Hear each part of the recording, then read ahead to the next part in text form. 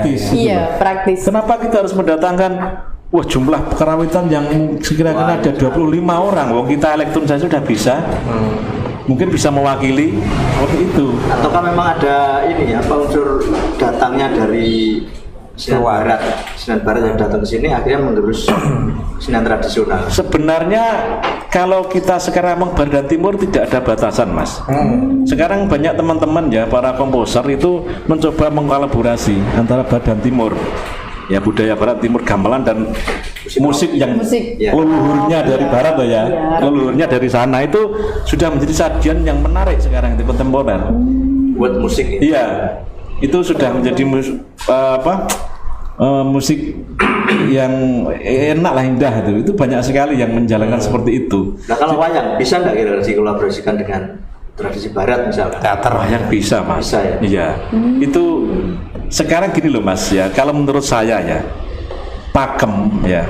Pakem itu sebetulnya sesuatu yang bukan merupakan pantangan untuk dilanggar, Mas, menurut saya. Justru pakem itu adalah apa ya? Suatu acuan untuk kita belajar. Misalnya begini. Jenengan nek belajar ontel, gitu. Kan pakem mesti korodo telu sik. Ya. Nek wis lanyah, rodone telu dijukuk. Ya, karo dulu nek iso standing. Wah, standing. Lah itu yang tahapan-tahapan itu. Tapi ketika sudah bisa melakukan itu, ya monggo berkreativitas. Kalau menurut saya, kalau kita masih terlalu mengagumi itu, maka sebuah pelestarian nanti akan terkendala. Ojo iki gak oleh iki diurak arek ngene, gak boleh loh. Itu yang menjadi terkendala. Bisa berkembang ya, Pak ya? Kenapa? Bisa berkembang berarti. Iya. Inovasinya gak ada. Proses pelestarian pengembangan itu wah itu gak oleh ki pakem ngene ya gak ada itu loh. Oke. Karena tadi jenengan bilang pakem adalah acuan, bukan tidak harus dilanggar.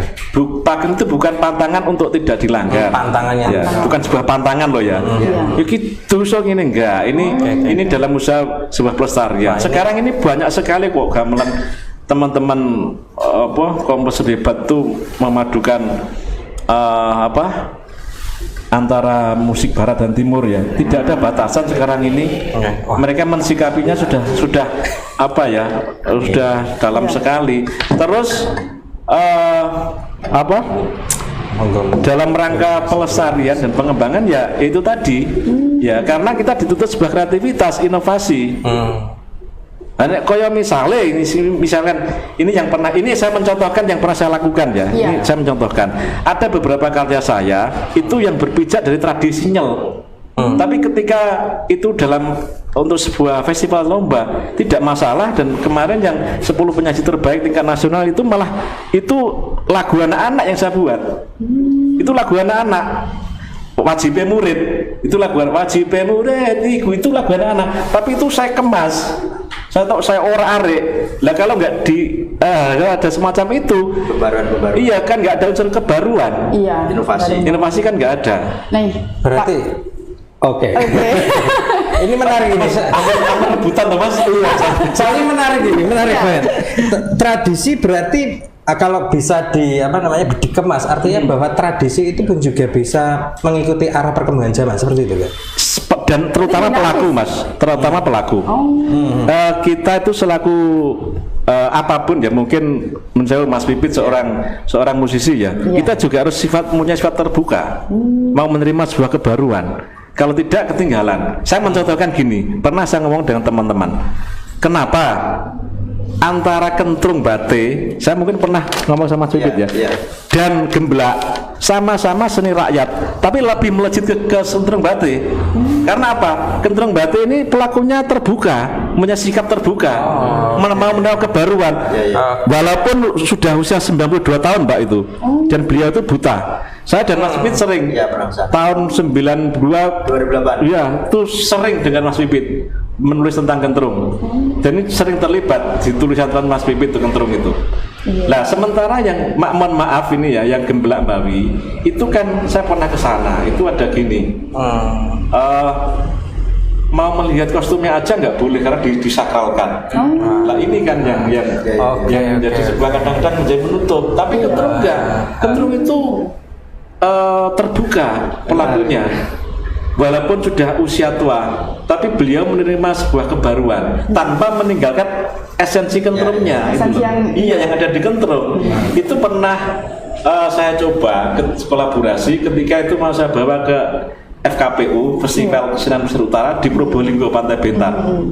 Itu saya gabung dengan ini rebana, Oh, terbang Banjari. dikolaborasikan ya? Iya. Tapi beliau malah menerima, loh kok enak ya Dek ya? Lah nek enak gitu jak tanggapan Mbak. Ya itu jadi Betul. orangnya itu Mbak Ratu itu militer banget ya. Sikapnya, jadi dia berkesenian itu Total. ya total, memang total. Itu usia sudah 92 tahun loh Mas, bayang nih, dengan kondisi buta, perempuan. Oke, ini ini dua kata kunci ini menggugah saya. Bener, rasanya oh begitu ya. Ada tergantung pada pelaku seni itu sendiri agar punya sifat terbuka Iya. sehingga seni itu bisa berkembang Karena menyesuaikan seni tidak zaman. statis Mas, Iya. tetap Dinamis berarti. Iya, tetap mengikuti perkembangan Perkembangan zaman. zaman. Mas Eko, kalau seperti itu Mas Eko ya, artinya bahwa kalau nanti ada kemasan, kemudian ada sifat terbuka, kemudian ada sebuah inovasi, apakah itu tidak membuat nilai tradisi itu hilang? Nah, kan saya tadi sudah menyebutkan, Iya. tetap esensi yang di keturunannya, nilai yang ada di keturunan itu tetap ada. Ya mungkin dari unsur musikalitasnya, tabuhannya tetap, ya. Kan kentrung itu kan seni bertutur, seni bercerita. Iya. Ceritanya kan tetap. Lah, sekarang ini di Batik itu ada proses regenerasi. Kemarin saya dengan teman-teman gagas ada acara revitalisasi Kentrung Batik. Karena apa? Beliau Mbah Surat itu sudah kapundhut. Jadi pelakunya masih tinggal satu kalau nggak salah. Iya, Sudah iya. kapundhut Mbah Ratu itu. Tapi ada proses ada proses penerusnya. Namun kalau kita sandingkan sandingkan dengan keberadaan waktu Mbak Rati, ya tidak sama. Tidak sama. Ya biarkan terus sekarang berjalan ini nggak apa-apa, nggak masalah. Masyarakatnya pun sudah berbeda gitu. Iya, karena pelakunya Generasinya. memang berlatar belakang dari Nyun Sewu itu dari kaum ulama. Jadi melafalkannya itu nadanya Fasih gitu ya? Iya. Jadi Arap-arapan. iya, Arap-arapan. memang itu. Jadi ya biarkan dalam bentuk yang baru kentrung itu. Monggo itu loh ya. Jangan wah ini salah ujung ini nggak perlu itu loh. Ya. Iya. Di dalam berkesenian itu kalau saya rasa nggak ada salah dan benar. Yang enak itu ada enak dan nggak enak. Iya. Gitu loh. Wah ini kurang enak gitu bener nih. Oke. Sudah. Ren, apa Ren? Nah, gini Pak Kasmo, sebagai pelaku seni ya Pak, tentunya ada inovasi dan kreativitas yang tadinya sudah beliau utarakan tadi untuk inovasi dan kreativitasnya. Bagaimana sih Pak Kasmo dalam mengemas sebuah kesenian ini loh, dan menginovasi ataupun berkreativitasnya di dunia seni itu seperti apa di masa pandemi seperti ini? Tentunya kan ada Angel, sesuatu. ya, angel. Ya memang kalau kita ngomong dalam situasi yang kurang nyaman ini Mbak ya, memang iya, kadang-kadang Pak. serba banyak yang menyelimuti. Aku ini gawe kepiye gini ya. Iya. Yang rata-rata sekarang kan virtual. Iya. Nah, kalau menurut saya dimanapun kita berada ya, sekitar kita itu menjadi sebuah inspirasi. Kenapa ini saya sampaikan, dan peristiwa ini membuahkan bagi saya sebuah karya. Yang kemarin itu Abaikan aja nggak apa-apa. kemarin itu waktu diseleksi di Kemendikbud itu masuk, hanya saja itu memang sifatnya harus kolaborasi.